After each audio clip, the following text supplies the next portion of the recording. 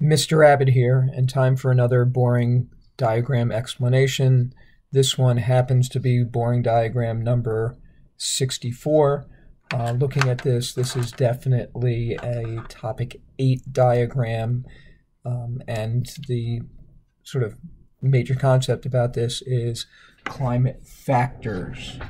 So when we deal with climate factors, I have a mnemonic that I like to think about to remember myself of all of these climate factors, and it's a silly mnemonic, but the mnemonic that I think of is La Poupe. Okay, that stands for latitude, altitude, proximity to the ocean, ocean currents, orographic effect, and then the pressure belts. All of those things can change or modify the climate. Okay, for this particular set of diagrams that we have, the two factors that we're really looking at is proximity to the ocean and then ocean currents. So when we look at this, sometimes they call this coastal versus continental. It really deals mostly with specific heat and different rates of heating, but whether you have a coastal location like Eureka or an inland location like Omaha, what it really does is it's going to change the temperature range.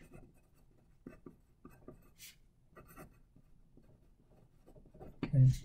Now, they always are going to give you two cities located at the same latitude. So as you look at this, Omaha, Nebraska is at 41 degrees north.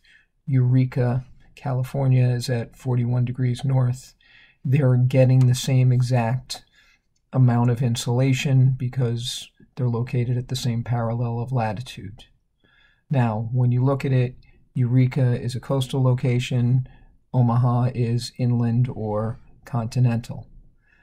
I'm looking at the temperature graph, which is a common graph they use for climate. One thing that we can look at is we can see that both of these are northern hemisphere. We know they have to be in the northern hemisphere because they're hottest in our summer months. So looking at this, it's hottest in July or August, and it's coldest probably in the month of January. So in the northern hemisphere, temperature graphs are going to slope up like that. Occasionally, instead of giving you temperature, they could put EP as the variable, but since potential evapotranspiration, is directly related to the temperature, the EP curve would look the same as a temperature curve. But these are clearly both northern hemisphere locations. Now, if we look at Omaha, you know that Omaha is dead smack in the middle of the continent. So when you have a continental location, it's going to heat and cool rapidly because land has a lower specific heat. If you drive through the Midwest in the summer, it's brutally hot. So land heats rapidly. At a continental area, you get a hotter summer and a much colder winter. And definitely that gives you a higher range. Now, if it's coastal,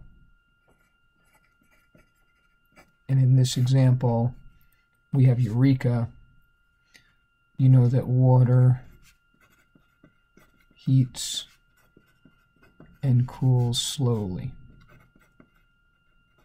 So the water takes a long time to heat up, but it also takes a long time to cool down. When you have a coastal area, it's going to have a warmer winter and a cooler summer. And honestly, that gives you a more pleasant climate. So coastal locations tend to have a lower temperature range. Now, just to use the data that they gave you, if we look at the Omaha, the maximum temperature for Omaha is, and I'll use pen so it shows up, it's 24 degrees for the highest temperature, and it's -6. So if I do 24 minus a -6, I'm getting a 30-degree range for Omaha.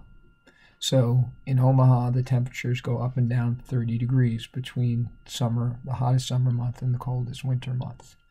Now Eureka, the hottest temperature is here.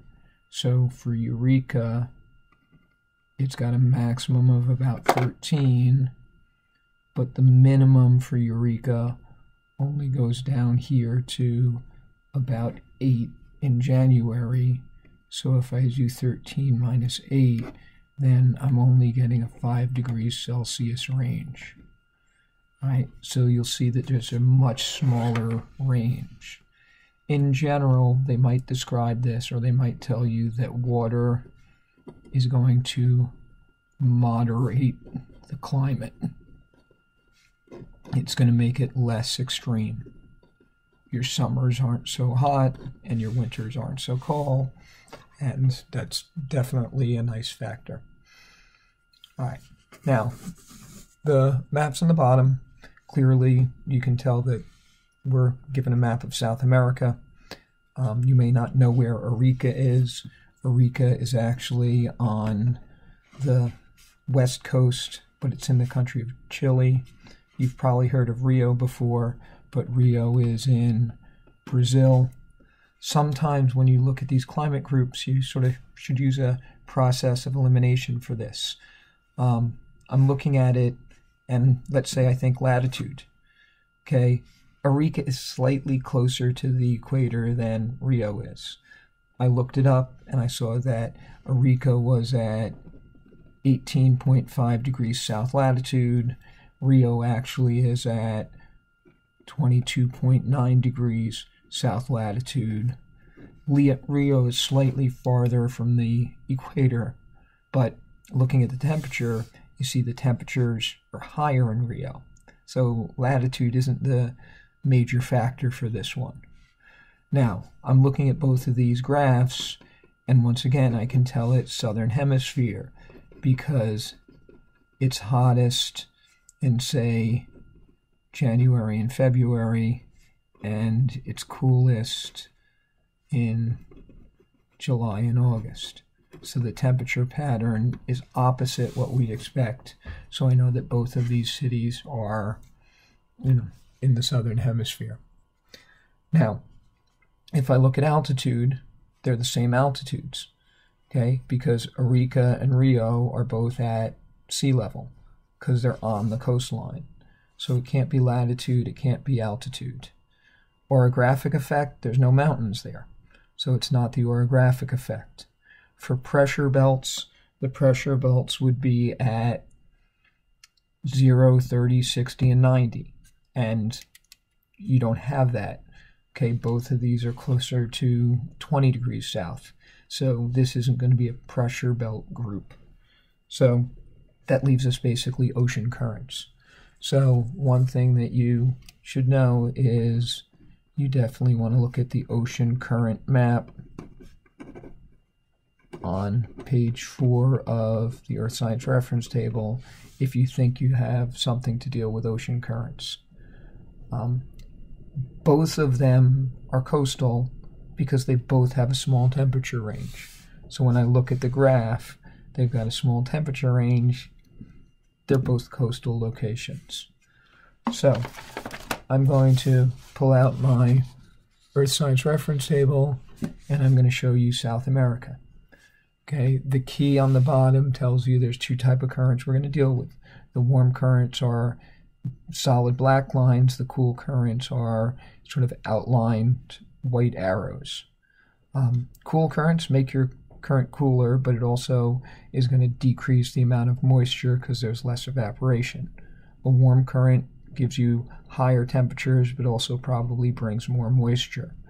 And when I'm looking at my map up here, you clearly see that on the east coast of South America, you have a warm current called the Brazil current, and on the west coast, you have a cool current called the Chile current.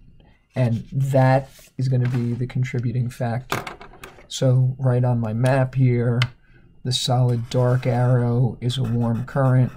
So over on this side, it shows us you have the Brazil current, which is definitely a hot current.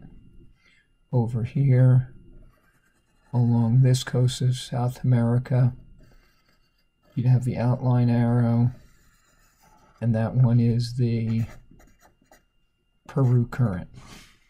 So, in general, if you have a cool current is going to provide lower temperatures than you'd expect, and it's also probably going to be drier because there's less evaporation going on. If you happen to be along the coastline and you've got a warm current, okay, what you'll see is you're going to get higher than expected temperatures, and it's probably moist because the hotter ocean current is going to be evaporating and adding water vapor to the atmosphere. So in general, if I'm looking at this, Rio has hotter temperatures because of the influence of a warm ocean current. Now, from many of the continents, one of the things we can see from the reference table, if I look at Australia, the east side of Australia has a warm current, and the west coast of Australia has a cold current.